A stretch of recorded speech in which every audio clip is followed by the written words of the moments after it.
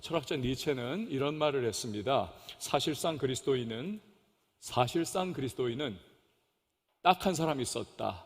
그런데 그는 십자가에서 죽었다.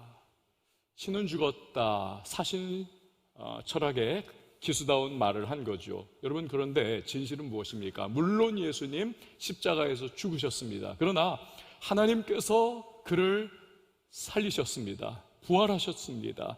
사흘 만에 승천하시고 하나님 보좌 우편에 앉으셨습니다. 영원토록 온천하 만물을 다스리게 하셨습니다. 그를 믿는 수많은 사람을 구원하여서 그리스도인 되게 하시고 그들로 하여금 교회를 이루게 하셨습니다.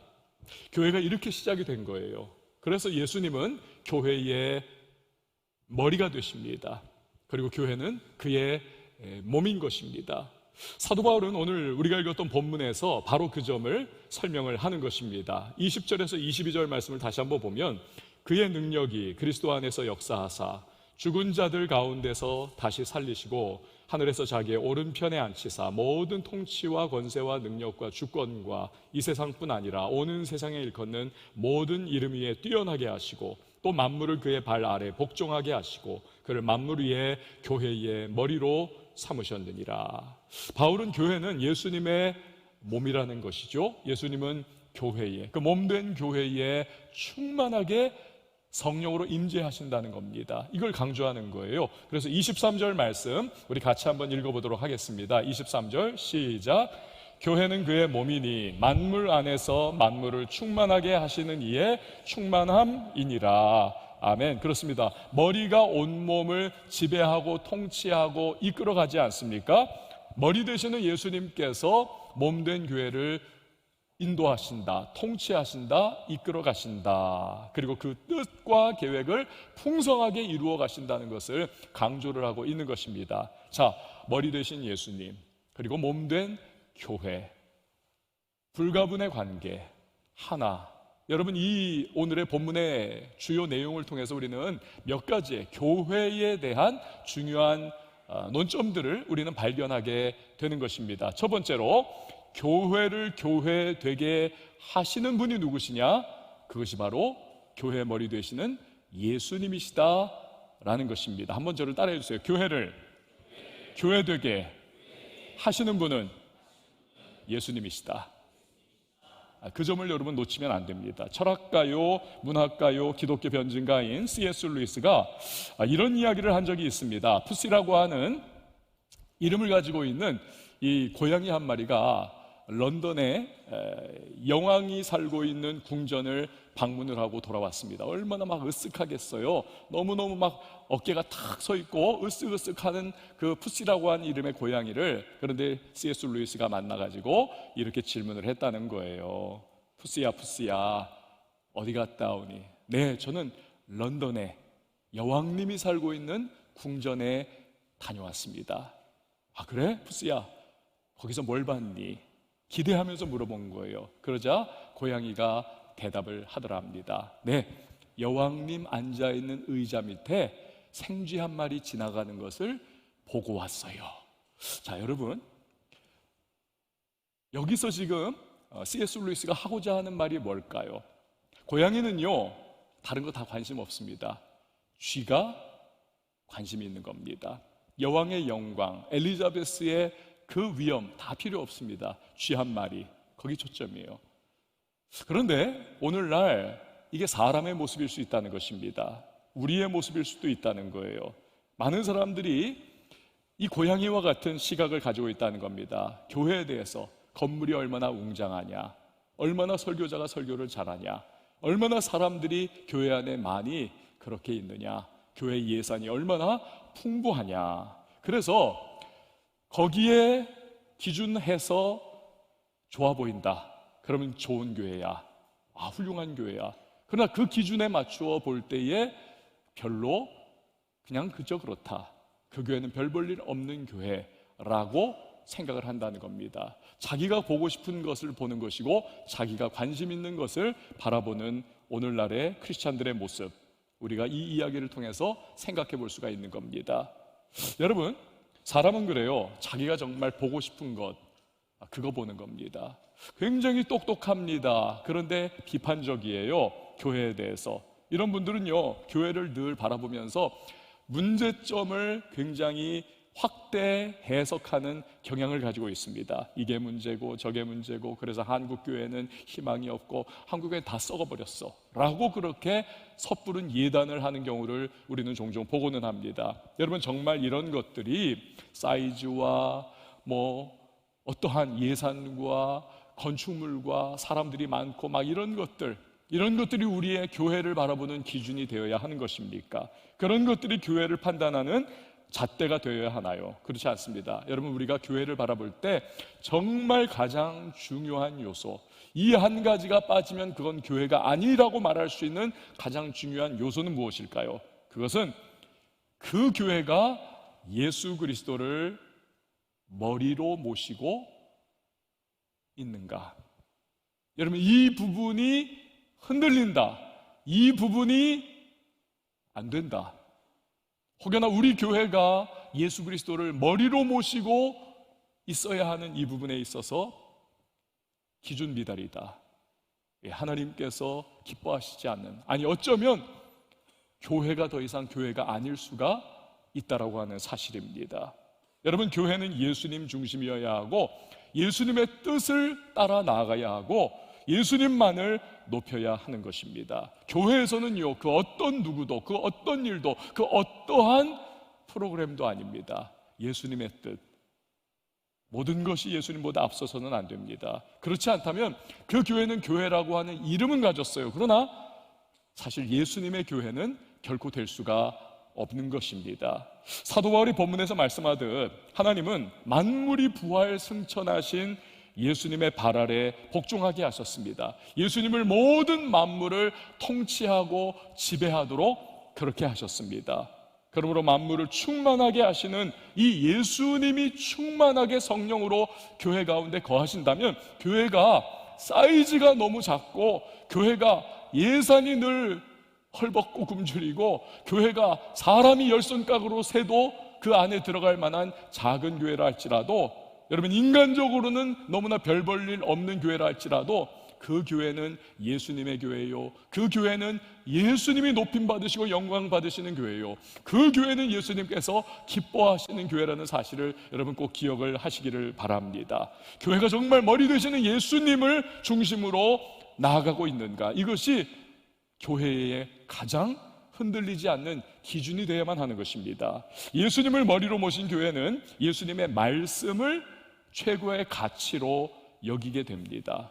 그렇죠. 여러분, 누구 사랑하는 사람 한번 생각해 보세요. 그 사람이 그냥 툭 뭐 하나 던졌어요. 나중에 뭐 먹고 싶은데, 그걸 계속 생각하고 있다가 내가 이 사람에게 그것을 한번 대접해 줘야지, 우리 같이 가서 거기서 맛있는 거 먹어야지, 이게 그 사람의 계획이 되지 않습니까? 그리고 반드시 실현하려고 몸부림치지 않습니까? 사랑하는 사람, 존경하는 사람의 말에 대해서는 굉장히 우선순위를 둡니다. 하물며 만물의 주인이시고 만물을 통치하시고 만왕의 왕이 되신 하나님의 우편에 좌정하고 계신 예수 그리스도, 교회의 머리가 되시는 예수 그리스도의 그분의 말씀, 여러분, 그 말씀을 우리가 왕노릇하도록 해드려야 되지 않겠습니까? 그래서요, 잘 들어보세요.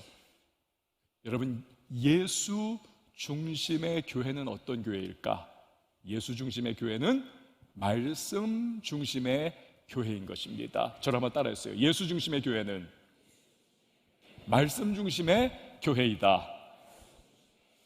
예수님을 머리로 모신 교회는 예수님의 말씀을 최고의 가치로 삼습니다. 근데 문제는요, 마귀가 그것을 너무너무 잘 알고 있습니다. 어찌하든지 교회에서 말씀 대신에 세상의 논리와 세상의 이념과 세상의 가치를 초점 맞추도록 그렇게 안간힘을 쓰는 존재, 그것이 마귀입니다. 여러분, 오늘날 동성애가 그렇지 않습니까? 이 신학계에도 이 동성애 신학 문제가 굉장히 첨예한 논쟁거리가 되어가고 있습니다. 미국에서는요, 교단이 동성애 신학을 옳다, 동성애를 옳다라고 받아들인 교단, 한인교회들도 굉장히 많이 속해 있는 이러한 교단인데요, 양분화되어 있습니다. 쫙 갈라졌어요. 그 교단에서 탈퇴를 하고 싶어도 나오지를 못해요. 왜?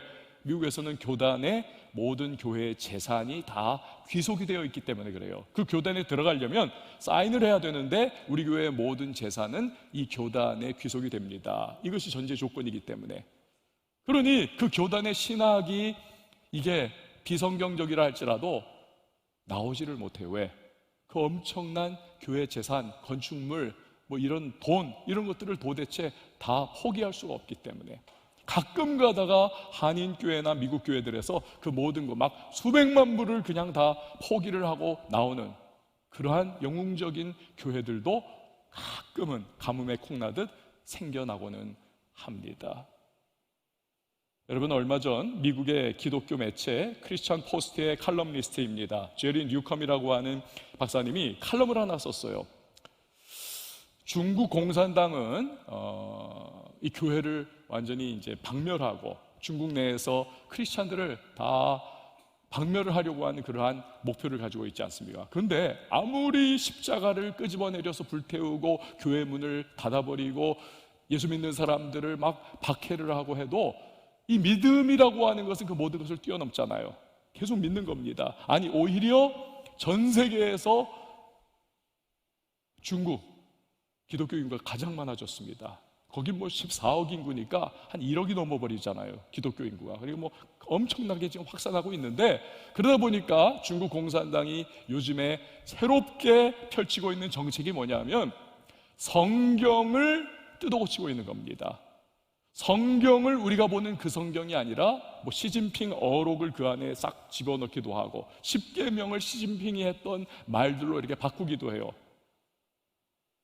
그러면서 그 자기들의 공산당의 사상으로 수정 편집해버린 성경을 주면서 이게 기독교야, 기독교 마음껏 믿어. 여러분, 그러한 뜯어고쳐버린 뭐 엉망진창이 되어버린 그러한 성경을 보면서 예수님을 알 수 있을까요? 하나님에 대한 바른 진리와 지식을 가지고 있을 수 있을까요? 어불성설이죠. 하나님의 말씀이라고 하는 것이 그렇게 중요한 위치를 가지고 있습니다. 중국 공산당이 너무 잘 알고 있는 거예요. 이 성경을 건드리면 사상 누각이 되어버린다는 것을 알고 있는 것이죠. 이제 여러분들도 아마 이제 유튜브를 보다 보면은 이제 알고리즘에 의해 가지고 이렇게 여러분에게 뜨는 그러한 뭐 프로가 있을 겁니다. 그런 뭐 하여튼 썸네일들도 있을 거고 그런데 저도 이제 가끔 보면 이렇게 막 툭 하면서 뜨는 게 있어요. 이거 봐라 하면서. 그 중에 하나가 뭐냐면 고독한 미식가라고 하는 그러한 뭐 한 10분에서 15분 정도 되는 짧은 드라마 아닙니까? 제가 그걸 보면서 근데 저 굉장히 좋아해요. 저거를 이렇게 보면은 어떻습니까? 고로 씨라고 하는 그냥 평범한 일본의 회사원입니다. 이 사람이 뭐 점심 먹던 뭐 출장 가가지고 그 어느 모르는 동네에서 이렇게 찾아가지고 그 음식점에 들어가던 평범한 사람이 평범한 음식점 들어가서 평범한 그냥 누구나 쉽게 접하는 음식을 먹으면서 그 가운데 일어나는 에피소드죠. 그런데 이게 굉장히 선풍적인 인기를 끄는 것이 뭡니까?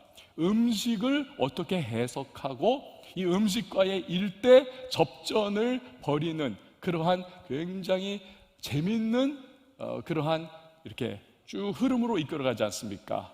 그러면서 음식을 해석하고 음식이 오늘 나와 일대 뭐 하여튼 접전을 벌인다 이런 식인데, 제가 이 고독한 미식가를 보면서 후유증을 하나 얻게 됐어요. 그게 뭐냐면 저도 일본에 가가지고 그 음식을 너무 먹고 싶은 거예요. 저는요, 여러분들은 어떨지 몰라도 제 세대는 반일 감정에 기반한 교육을 굉장히 철저하게 받았던 그런 시대입니다. 제 세대가. 그래서 저도 어렸을 때부터 일본 사람들은 뭐 완전히 뿔은 안 달린 막인 줄 알았어요. 굉장히 하여튼 굉장히 막 혐오스럽고 그러한 마음을 가지고 있었습니다. 물론 뭐 자라면서 이제 조금씩 세상을 바라보는 눈이 열리면서 조금의 교정과 뭐 하여튼 이런 부분이 있었는데 어쨌든 그게 저에게는 아직도 남아있어요. 그래서 별로 좋아하지 않습니다. 그런데 제가 이 고독한 미식가를 보면서 일본 가보고 싶다. 나도 그냥 일본의 어느 잘 모르는 동네에서 그냥 가정식 같은 거 먹으면서 그 고로 씨가 보였던 그런 반응과 그런 생각들, 그런 것도 한번 해보고 싶다라고 하는 그런 마음이 솔솔 피어 오르더라는 것입니다. 여러분, 제가 이 이야기를 왜 드리냐 하면 교회를 생각해 보자는 거예요. 우리 교회가 언제 세상 사람들에게 매력적으로 느껴질까요? 엄청난 건물을 위용을 자랑하는 그러한 모습이 그들에게 매력적일까요? 수많은 사람들이 여기서 예배드리고 쫙 나가는 장관을 보면서 그들이 매력적으로 느낄까요?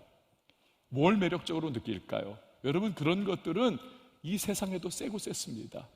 그렇지 않습니까? 콘서트 한 번 하면 4만 명, 5만 명이 떼창을 부르는 그러한 대한민국입니다. 엄청난 건축물들이 여기저기에 질비한 우리나라입니다. 대체 무엇으로 우리가 세상 사람들을 감동시킬 수 있겠습니까? 여러분, 평범한 우리, 별로 특별할 것 없는 우리, 그렇지만 우리가 살아가면서 첫 번째는 교회 안에서 우리가 서로 사랑하고 위로해주고 주저앉은 동료를 일으켜 세워주고 격려하면서 그 사랑의 분위기가 흘러넘쳐서 세상을 향해 나아가고 고통과 신음받는 이 세상의 분들, 우리 삶의 주변에 있는 분들을 우리가 또 끄집어 일으켜 세워주고 격려해주고 사랑을 베풀어주는 그 모습을 바라보면서 여러분, 세상 교회를 나도 교회 괜찮네? 한번 가보고 싶다, 이런 마음 갖지 않을까요? 여러분, 우리가 지금 태신자 운동을 진행하고 있습니다. 우리가요 막 지금 2115명 아닙니까? 아니 3000명, 4000명을 작정을 해도요 우리 안에 그러한 사랑과 남을 향한 따뜻한 마음, 예수님의 심장으로 세상의 사람들을 향해 바라보는 그러한 눈이 없다면 여러분, 저 숫자는 의미가 없는 겁니다. 의미가 없어요. 우리에게 매력을 느낄 수 없어요. 교회의 복음에 대해서 세상 사람들은 궁금함을 가질 수가 없는 것입니다. 교회의 가장 큰 힘과 능력은 여러분, 교회가 예수로 충만할 때 교회는 가장 능력 있다는 사실을 꼭 기억을 하시기 바랍니다. 성령으로 교회가 충만할 때, 사랑과 은혜가 넘쳐날 때, 그리고 서로를 위로하고 격려하면서 믿음 안에 우리가 하나 되어서 예배하고 주변을 살피고 주변에 사랑의 손길을 내밀고 우리가 교회의 교회다움을 마음껏 발산할 수 있을 때, 그 예수님의 사랑이 흘러넘칠 때 여러분, 사람들은 나도 저 교회에 가보고 싶다 라고 반응을 하게 될 것입니다. 이게 예수님의 방식이에요. 이게 로마를 뒤집어 엎었던 기독교의 이유였던 것입니다. 또 오늘날에도 필요한 교회의 진정한 능력이 되는 것입니다. 여러분, 교회가 교회되는 것은 예수님이 그 교회 안에 계시느냐, 예수님이 교회에 운행하시고 성령으로 역사하시고 교회를 힘주시는 그런 교회이냐, 이것이 관건인 것입니다. 자, 두 번째로 우리가 오늘 본문을 통해서 또 교회에 대해서 생각해 보는 것은 예수님 사랑한다면 교회를 사랑할 수밖에 없다는 사실입니다. 나 예수님 믿어 하면서 교회 싫다는 분들이 굉장히 많습니다. 오늘날 200만 명이 이건 굉장히 좀 이렇게 약간 어찌 보면 과대포장된 그러한 부분일 수도 있어요. 그러나 통계학적으로는 또 그런 통계도 나왔습니다. 200만 명이 가난한 크리스찬이다. 거꾸로 하면 안 나가죠. 예수 믿는다 하면서도 교회는 안 나간다는 거예요. 왜? 교회가 행하는 모습을 보면 염증이 난다는 겁니다. 지긋지긋해서 나는 교회 안 나가겠다는 것입니다. 200만 명이. 여러분, 한 가지 질문을 드립니다. 과연 진정으로 예수님 사랑한다고 하면서 교회를 싫어할 수 있을까요? 과연 예수 그리스도, 머리 되시는 그분을 내가 사랑한다고 하면서 그의 몸된 교회를 터부시할 수 있을까요? 그럴 수 있을까요? 교회를 포기할 수 있을까요? 답은 뭡니까? 절대로 그럴 수 없다 입니다. 왜 그렇습니까? 교회가 머리이시고 교회가 몸이고 예수님 머리시기 때문에 불가분의 관계이기 때문에 떼어놓을 수 없기 때문에 하나이기 때문에 그러니까 이 부분을 이 교회론을 정확하게 마음속에 갖고 있지를 못하니까 자꾸 나눠서 생각을 하는 거예요. 예수님은 예수님, 교회는 교회. 그러나 그럴 수 없는 겁니다. 하나예요.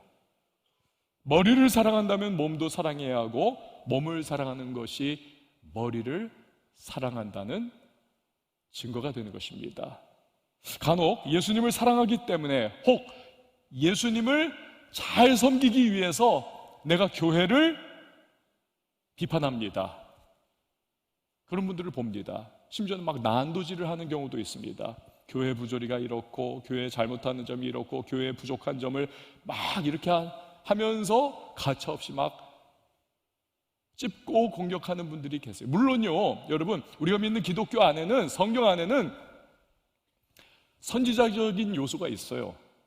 신랄하게 죄를 지적하고 공격하는 그러한 부분이 있는 것이 사실입니다. 그러나 많은 경우 문제가 뭘까요? 사랑의 문제에서 하자가 생깁니다. 사랑이 없어요. 사랑이 그냥 신랄하게 때리기만 하는 겁니다. 제가 애들 이제 어렸을 때 보니까 엄마가요 엄청나게 혼을 냅니다. 제 아내가 평소에는 굉장히 부드럽지만 단호할 때는 사실은 저보다 더 단호한 구석이 있습니다. 막 안 되는 일에는 엄청나게 아이들을 막 야단치고 혼내고 눈물을 싹 빼놓습니다. 제가 그걸 보면서 야, 저러면 저거 애들이 굉장히 상처받을 텐데, 트라우마 걸릴 텐데. 근데 웬일입니까? 애들이요 그 순간만 지나면 또 입이 귀에 걸려가지고 엄마 하면서 엄마랑 너무 좋아가지고 잘 지내요. 엄마에 대해서 상처가 없습니다. 이유가 무엇이겠습니까, 여러분? 엄마가 아이들을 너무 사랑해 주기 때문에 애들이 그걸 너무 피부로 느끼는 거예요. 우리 엄마는 우리를 사랑해. 그러니 아무리 혼내고 아무리 잔소리하고 뭐라고 막 야단치고 눈물 쏙 빠지게 꾸짖어도 이 마음에 앙금이 없는 겁니다. 그게 사랑의 힘인 것이죠. 사랑에서 비롯한 책망은 여러분 느낌이 다릅니다. 교회를 향해서 목소리를 높이려 한다면 우리는 먼저 자기 마음과 동기를 한번 잘 살펴봐야만 합니다. 예수님의 몸된 교회를 정말 사랑해서 그런가? 아니면 내가 지금 비판을 위한 비판을 하고 있는가? 교회를 정말 사랑한다면 그 사랑에서 비롯한 비판과 책망은요 특징이 있습니다. 교회를요 흔들지를 않아요. 교회가 무너지는 것을 원하지를 않습니다. 교회가 약화되는 것을 기뻐하지 않습니다. 교회를 오히려 세웁니다. 진정한 예수님 사랑에서 비롯한, 그래서 교회를 향하여 사랑의 마음에서 나오는 책망과 꾸지람은 교회를 이렇게 세웁니다. 마치 수술하는 노련한 의사의 메스와 같이 잘못된 부분을 정확하게 도려내면서 오히려 교회가 더 건강해지고 든든해지고 교회가 더 부흥하고 성장할 수 있는 그러한 모습이 되도록 이끌어가는 겁니다. 요즘에 유튜브에 보면요 어떤 유명한 목사님들의 클립이 나옵니다. 이렇게 그 전체 설교에 막 한 20초, 30초 정도를 딱 따가지고 그것으로 막 한국 교회가 잘못된 문제가 무엇이고 목사님들이 어떻고 막 이런 부분들이 막 나와요. 근데 그 밑에 쫙 깔려 있는 댓글을 보면 거의 그렇습니다.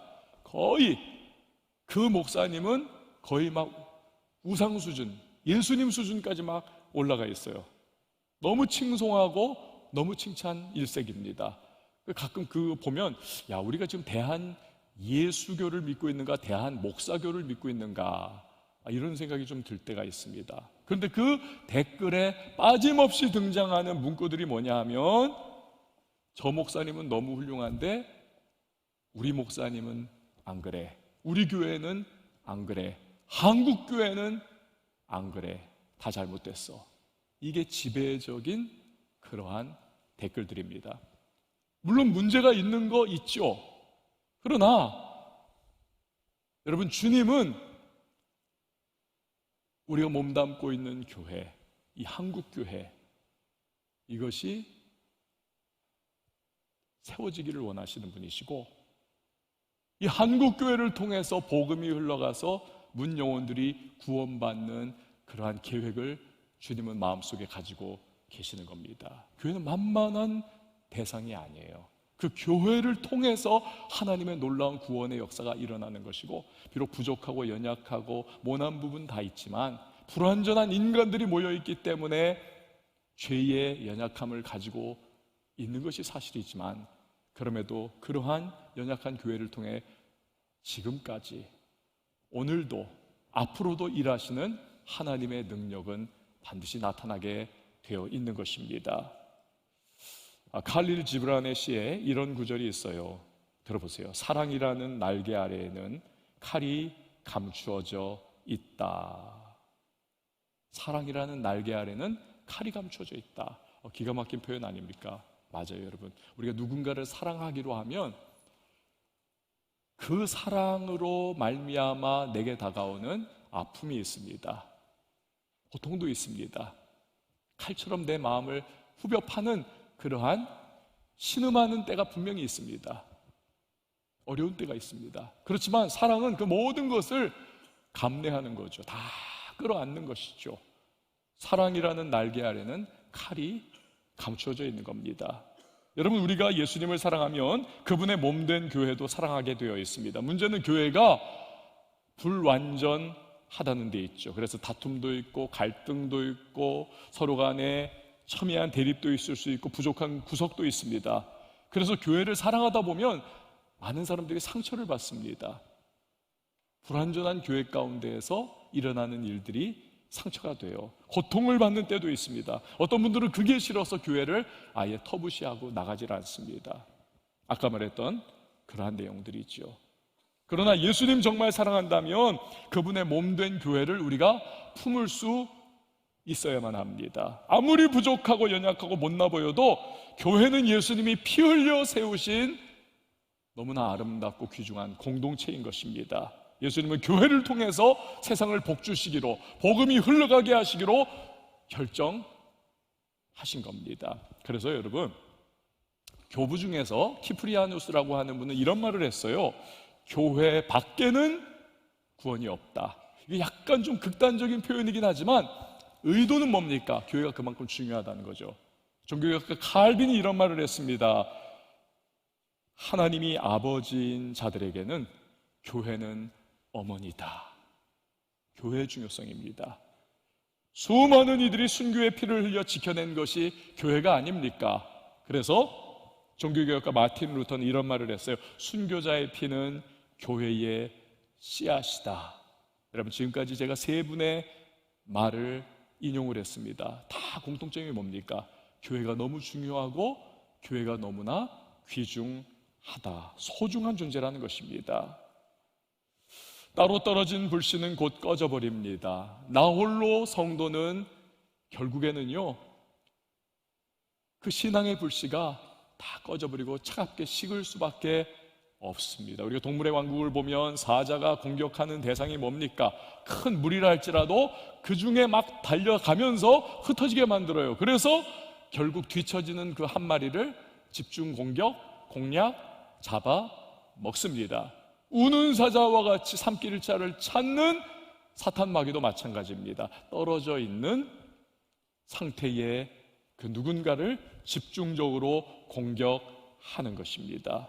에베소서 4장 3절에 보면요, 이런 말씀하고 있습니다. 한번 띄워줄래요? 같이 한번 읽어봅니다. 시작.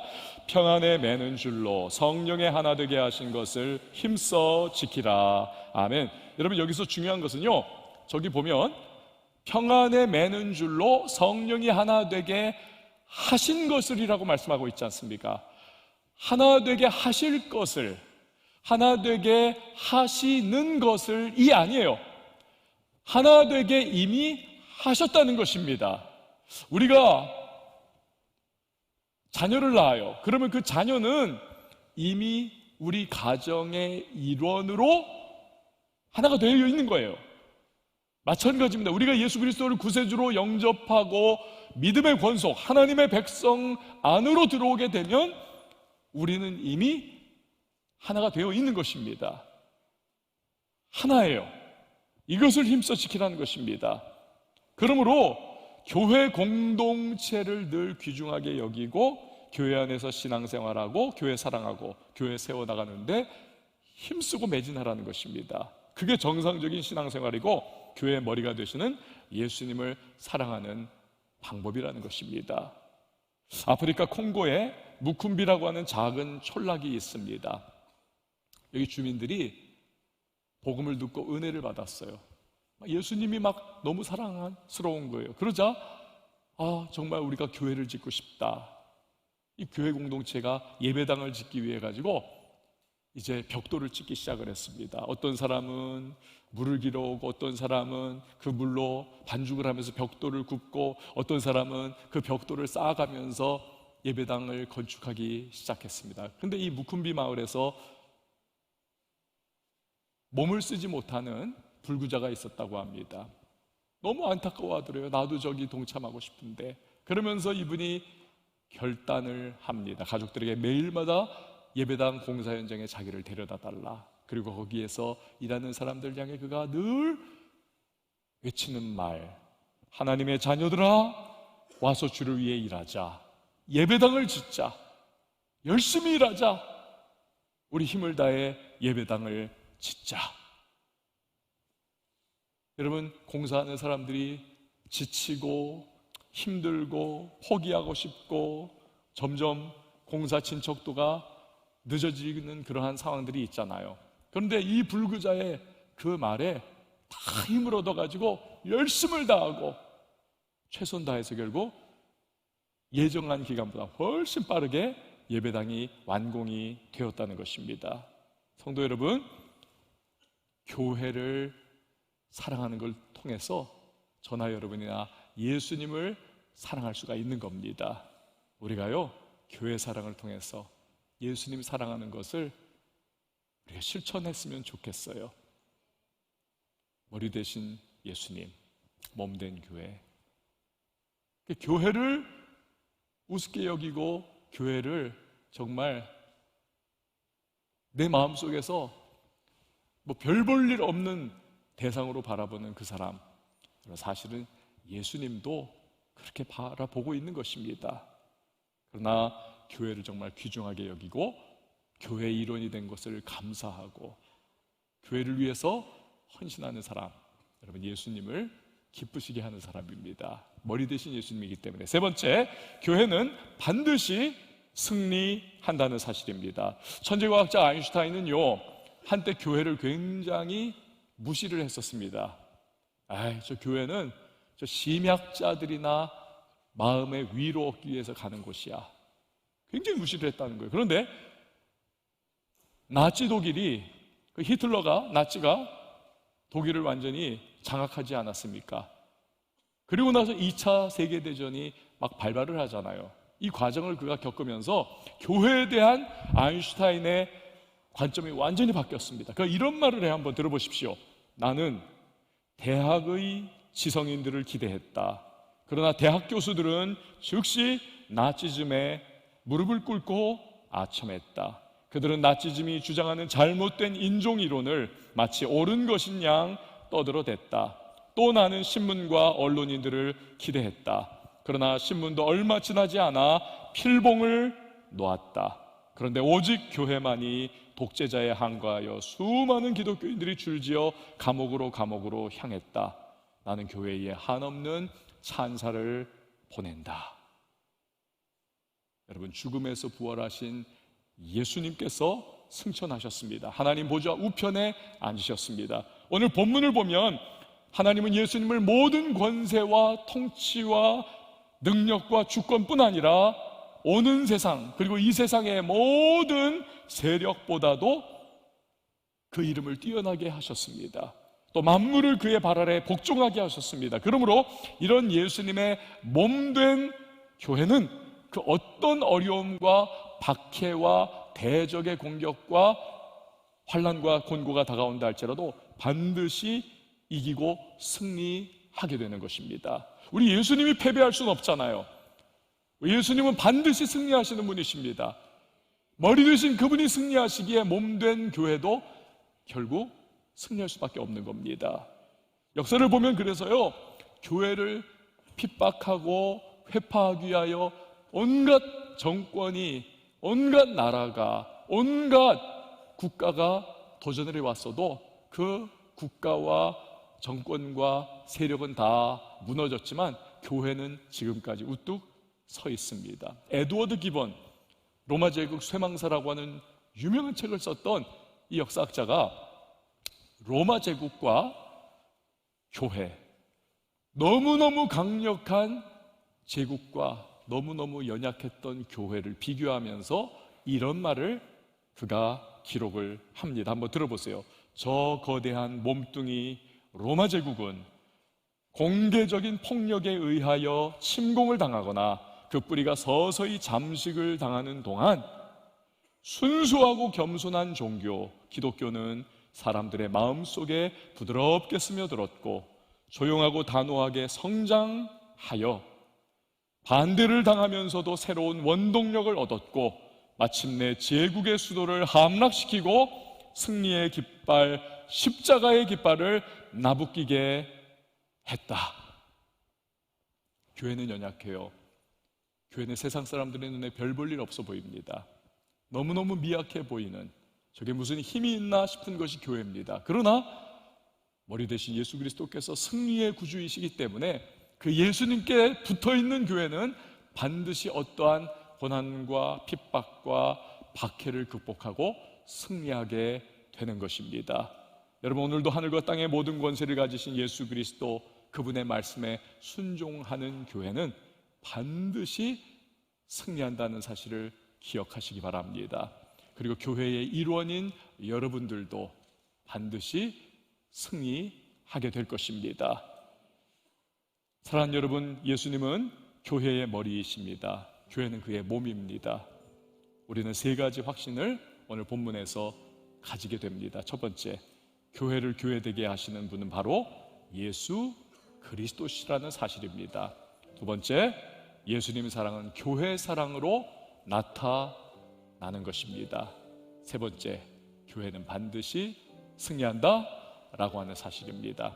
오늘 사실을 기억하시면서 여러분의 교회를 사랑하시고 우리 한국 교회를 위하여 기도해 주시고 온 세계 교회를 위해서 여러분 마음이 또한 부드럽게 믿음의 눈으로 교회를 바라볼 수 있는 저와 여러분이 다 될 수 있기를 주님의 이름으로 축원을 드립니다. 오늘 이 시간에 우리가 잠깐 고개 숙여서 기도하도록 하겠습니다. 두 가지 기도할 텐데요, 첫 번째는 말씀을 놓고 기도하도록 하겠습니다. 하나님, 오늘 이 말씀 속에서 교회는 반드시 승리한다는 사실을 배웠고 예수님의 사랑은, 예수님을 사랑하는 것은 교회에 사랑하는 것으로 나타난다는 것을 배웠습니다. 교회를 교회되게 하시는 분은 예수님이라는 사실도 배웠습니다. 하나님, 예수님께서 우리 왕성교회에 좌정하시고 말씀으로 교회를 인도해 달라고 기도해 주세요. 하나님, 내가 예수님 사랑한다고 하면서 과연 교회를 사랑하는가? 하나님, 내가 주님이 원하시는 시각을 가질 수 있도록 도와달라고 기도해 주세요. 우리 교회 그리고 우리 성도님들 반드시 승리한다는 이 말씀 붙잡고 믿음의 선한 싸움 잘 싸워나갈 수 있도록 도와달라고 기도하시고, 두 번째는 오늘 우리가 이 설교 이후에 성찬 예식을 거행합니다. 예수님의 십자가 보혈 우리가 의지하며 살아가는데 세상 끝날까지 우리와 동행하시는 그리스도를 생각하며 이 성찬 예식에 우리가 이제 동참할 것입니다. 내 안에 있는 죄악과 내 안에 있는 더러움들, 내 안에 묶여있는 여러 가지 연약하고 부족하고 하나님 앞에 부끄러운 모습들, 하나님 오늘 그렇지만 내가 믿음으로 나가겠습니다. 나를 받아주시는 하나님을, 십자가의 은혜를 내가 붙잡고 나가겠사오니 오늘 이 성찬 예식 가운데 은혜를 베풀어 달라고 우리 두 가지를 놓고 말씀 하나 붙잡고 또 우리 성찬식을 위해서도 주님의 이름 한번 외치고 통성으로 기도합니다. 주여, 하나님 아버지 은혜를 베풀어 주시옵소서. 하나님, 예수님께서 우리 왕성교회를 인도해 주시기를 원합니다. 예수님의 말씀이 우리 교회를 이끌어 주시기를 원합니다. 예수님으로 충만한 교회가 되게 하여 주시옵소서. 예수님이 왕노릇 하시는 교회 되게 하여 주시옵소서. 하나님, 예수님의 사랑은 교회의 사랑으로 나타난다는 말씀을 배웠습니다. 하나님, 내가 가지고 있는 교회에 대한 시선이 무엇인지 하나님이 말씀 앞에 거울로 비춰보게 하시고, 하나님 예수 그리스도를 사랑한다는 그 나의 고백이 교회를 향한 사랑의 고백 역시 되게 하여 주시옵소서. 교회는 반드시 승리한다는 사실을 배웠습니다. 주여, 우리 교회가 복음으로 세상을 정복해 나갈 수 있도록 도와주시고, 때로는 연약하고 부족해도 다시 한번 일어나 앞을 향하여 전진하게 하시고, 교회의 일원이 되는 우리 모든 성도님들도 승리케 하여 주시옵소서. 하나님 아버지, 오늘 이렇게 우리가 성찬 예식을 거행합니다. 성찬식 가운데 주님의 은혜를 우리 다시 한번 묵상하게 하시고, 내게 베푸신 하나님의 놀라운 사랑을 기억하며 오늘 감사하는 시간이 될 수 있도록 주여 도와주시옵소서. 하나님 아버지, 감사합니다. 오늘 우리가 예배자로 섰습니다. 교회 가운데 우리가 주님 앞에 나아갑니다. 예수님 사랑한다 하면서도 교회에 대해서는 뜨뜻미지근하거나 또 부정적 마음으로 가득 채워 있었던 적은 없는지요? 주님, 우리의 마음이 교회에 대해서 부드러운 마음 되게 하시고, 교회를 위하여 기도하고 교회와 함께 나아갈 수 있는 우리 진정한 예수님의 사람들 되게 하여 주옵소서. 우리 한 사람 한 사람이 최후의 승리자가 될 줄 믿습니다. 늘 믿음 안에 거하게 하시고 예수님과 동행하면서 교회도 우리 한 사람 한 사람도 그 인도하심과 통치 가운데 거하는 복된 하나님의 사람들 되게 하여 주시옵소서. 오늘 우리가 성찬 예식 가운데 나아갑니다. 우리 위하여 몸 찢기시고 피 흘리신 예수 그리스도 기념하며 우리 함께 떡과 잔을 나눌 때에 그 은혜의 풍성함이 우리의 심령 가운데 임하여 주시옵소서. 감사드리고 예수님의 이름으로 기도합니다. 아멘.